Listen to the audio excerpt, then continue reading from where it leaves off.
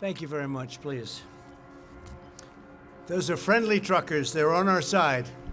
It's almost a celebration in a way. Please, sit down, please. The First Lady and I are thrilled to welcome you this afternoon for our second event, recognizing extraordinary Americans who have responded to the invisible enemy. We know what the invisible enemy is. We've learned a lot. With exceptional bravery and commitment and love, and we appreciate it very much. Great job, fantastic job.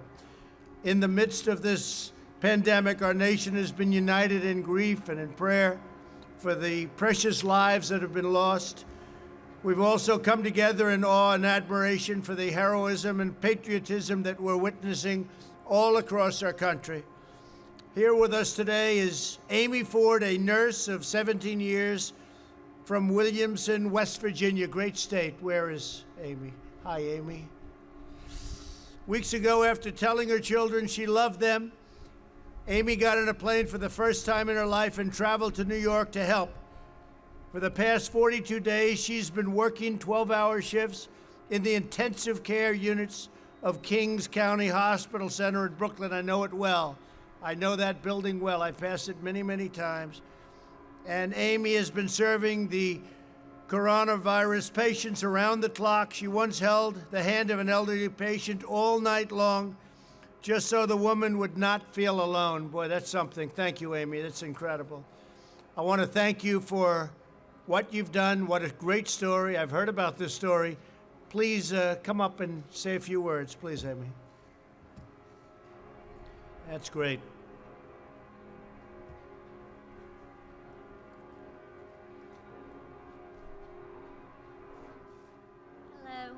I want to thank you for having me here today. Being able to serve our country as a frontline worker during this pandemic has truly been an honor. Like you said, I've been an RN for 17 years. Under normal circumstances as a nurse, I would have an idea of a treatment plan, and unfortunately, I was not afforded that comfort in the beginning of this pandemic. These were not normal circumstances. There were times of trial and error and a whole lot of prayer. I had to adapt to a new way of nursing. One where treatment was still unknown. One where families had to trust my word and I had to prove that my word was trustworthy. One where I could only provide comfort by holding my patient's hand, because I could no longer give comfort with numbers and statistics of success rates. Those were unavailable in the beginning. I provided families comfort through FaceTime calls, holding my phone up to a patient's ear, hoping that by hearing their loved one's voice, it would in turn give them comfort as well.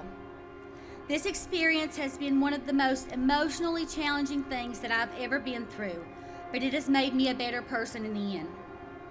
There is a light at the end of the tunnel. We are beginning to see progress, and we are starting to see stories of success. This virus may have initially caught our great nation off guard, but we will overcome this and we will prevail.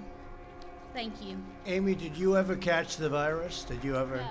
You never got it. So with all of that long hours and with very, very sick people, you never caught the virus. No, sir. What do you attribute that to? PPE.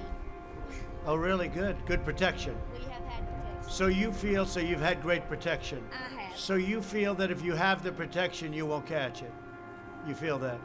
I feel that's what's protected me. That is fantastic. Good. Yes. Wow. And I have not had any me personally, I have not had any shortage of PPE. And your coworkers, do they? Not at the hospital that I'm at, no. That's incredible. They have So you provided all have very excellent- good equipment, as the Yes. expression goes, right?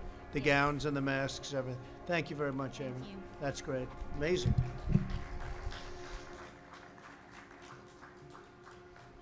It's a great story. Also with us is Ben Ross, the co-founder of a small custom tie business called Brackish Bow Ties in Charleston, South Carolina. Great place. Ben is also, with his team, has shifted to producing protective masks for medical workers, and he's done it completely free of charge. That's fantastic. As Ben says, we've pushed the gas pedal down, and we haven't let up. So Brackish Bow Ties has donated more than 2,000 masks to 31 medical facilities in 10 states. And Ben's also been able to keep all 48 of his employees on the payroll thanks to the Paycheck Protection Program. Great, Ben. Could you come up and say a few words? I can tell it's you by the tie. I assume that's the man I'm talking about. Thanks, Ben.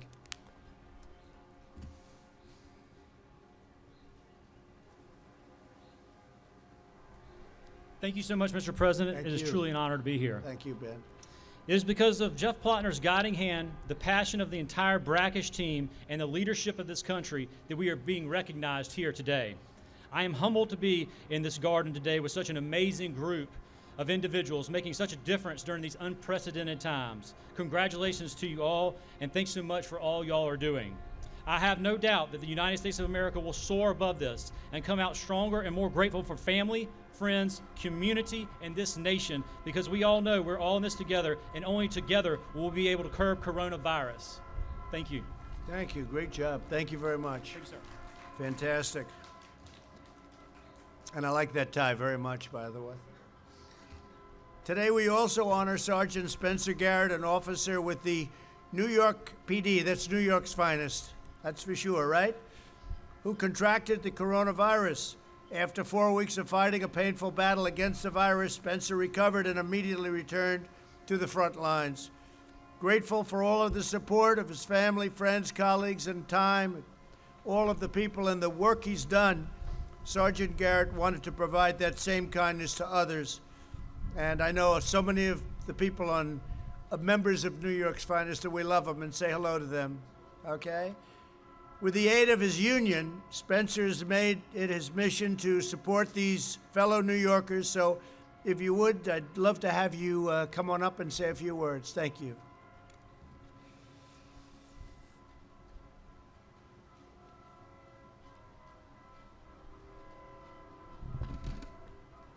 Good afternoon. First, I'd like to start by thanking President Trump and the First Lady for their unwavering support of the NYPD. Thank you. As one of your hometown cops, I thank you for your leadership during these uncertain times. On March 29th, I tested positive for COVID-19. Breaking the news to my parents, Janet and James, my brothers, Lee and Sam, and to my 8-year-old daughter, Liana, was downright scary. I saw the fear in their eyes. I looked at my daughter, and I assured her Daddy wasn't going anywhere. After a vigorous 1-month fight, I returned to duty in late April. After the experience with the virus, I felt compelled to help the residents of the housing developments that I patrol in East Harlem, New York. We are all in this fight together. Almost 6,000 uniformed and civilian members of the NYPD contracted COVID-19. Unfortunately, some of those members didn't make it home to their loved ones. Handing out N95 masks and engaging in important dialogue by educating the residents that not only do not have support and access to PPE hit close to home for me, excuse me. I'm honored to be here. I'm honored to be an NYPD sergeant, and most of all, I'm honored to be an American.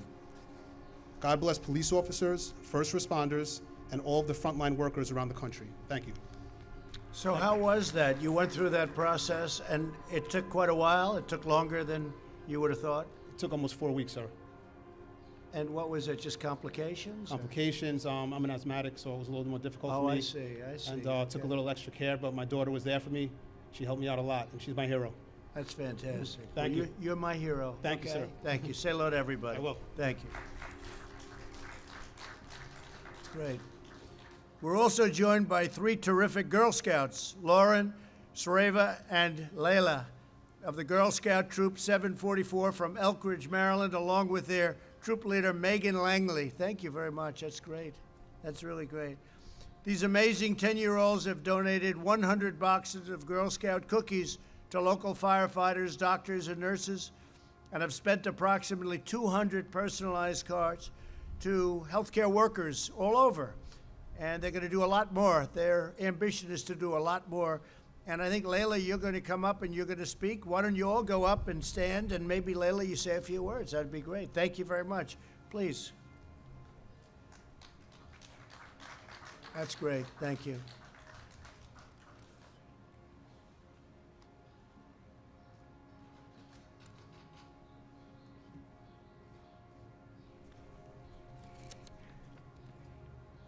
Hello, my name is Layla Khan with Troop Girl Scout Troop 744. I just wanted to say thank you, Mr. President. It is an honor to have been invited to the White House, and it has been a very exciting day. We'd like to first thank you and your staffers for ensuring our safety today. We appreciate all the safety measures that were put into place. In the middle of March, when everything began to shut down, we, like many Americans, felt compelled to support our healthcare and other essential workers and show our appreciation. We donated cases of cookies to our local firehouses and hospitals, and we made cards to mail to hospitals in our community. Our troop has a number of parents that are healthcare workers, so one of the parents helped to take our personalized cards and place them on the lockers of doctors, nurses, and other essential workers throughout Children's National Hospital. While we are honored that the troop was invited to be here today, we know we are just part of the millions of other children out there that are doing amazing things to support their community, their friends, and their family.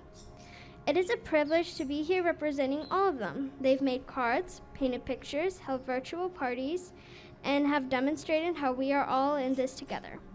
Our message is that everyone can do something, whether it is donating cookies, adjusting to distance learning, or just helping out our parents. We have come together to support each other during this uncertain time. Thank you for the opportunity to serve our community, our essential workers, and our country. Thank you very much. Thanks, Layla. What a great job. Thank you very much. Thank you. Thank you. Thank you very much, all three. Great job.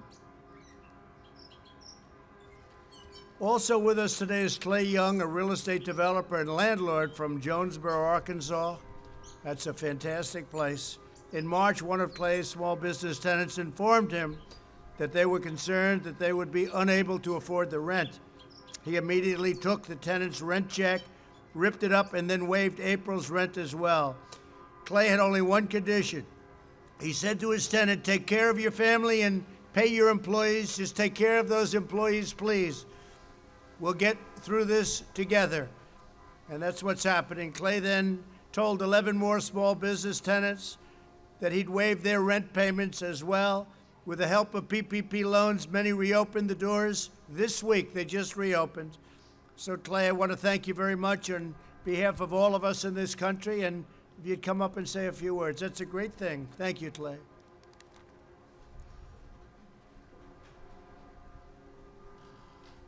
Thank you, Mr. President. Thank you so much for having my wife Pam and I here, and the First Lady. Thank you. It's truly an honor. And I also want to say how proud I am to be part of a community and a great nation that we've all gathered together to help one another through this trying time. You know, the work that I've done in my hometown of Jonesboro, Arkansas, the focus of that has been on making my community better.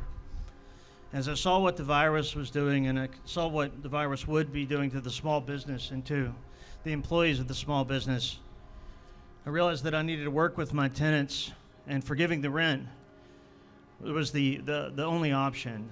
And I remembered thinking, you don't kick people when they're down. And over the last 20 years of being a small business myself and a developer and also a landlord, there's been tough times. And in those tough times, I remember those people that came and they helped me and my family. And so in that moment, I thought this is my chance to maybe just have some gratitude and some humility and pay that forward. And I will always remember those people.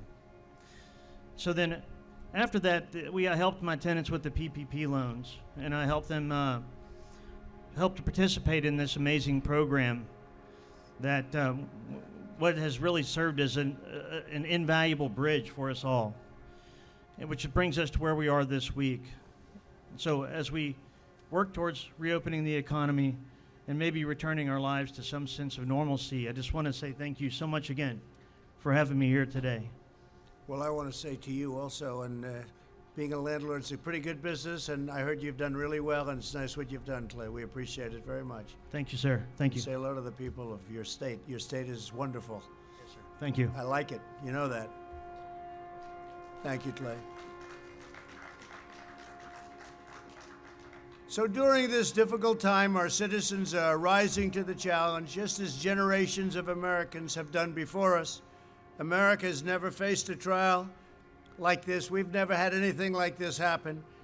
but we're going to endure and we're going to thrive and we're going to do better than ever before. The men and women we honor today remind us that the bonds that unite us in times of hardship can also raise us to new heights as we reopen and recover and rebuild. In the months ahead, we will harness our love and all of the things that we hold so dear to our heart for our family, for our community, and for the country. And we'll make America greater and stronger than ever before. And we're going to transition into greatness. We're going to be seeing it, and you're going to be seeing it very soon. There's a pent-up demand, and there's a pent-up love, and there's so many things happening, and you're going to see the fruits of all of the work that we've all been doing, working 24 hours a day in some cases. So I'd like to thank everybody for being here, especially our great heroes, because that's what you are, heroines and heroes. It's exactly what you are.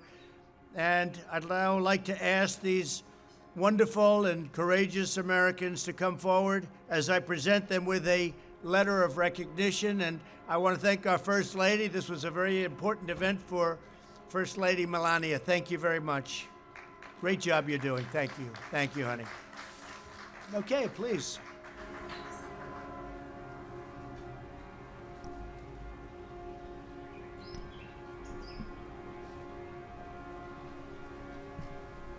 Amy Ford.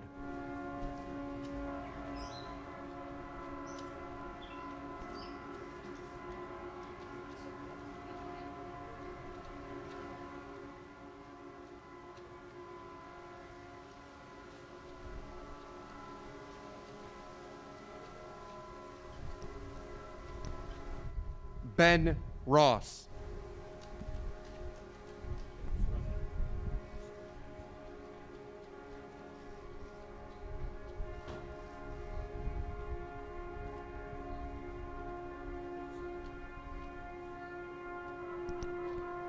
Sergeant Spencer Garrett.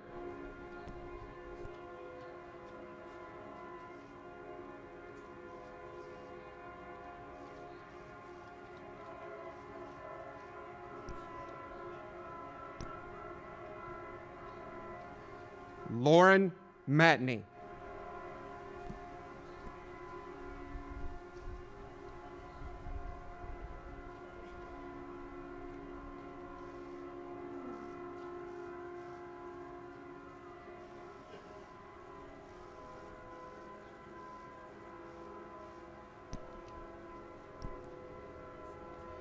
Shravya Anna Peretti.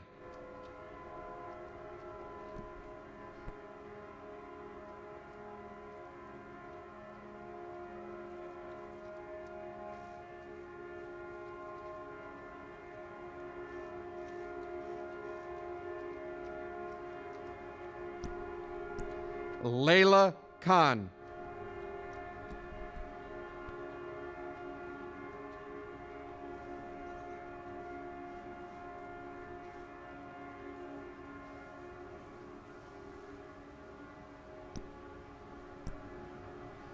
Clay Young.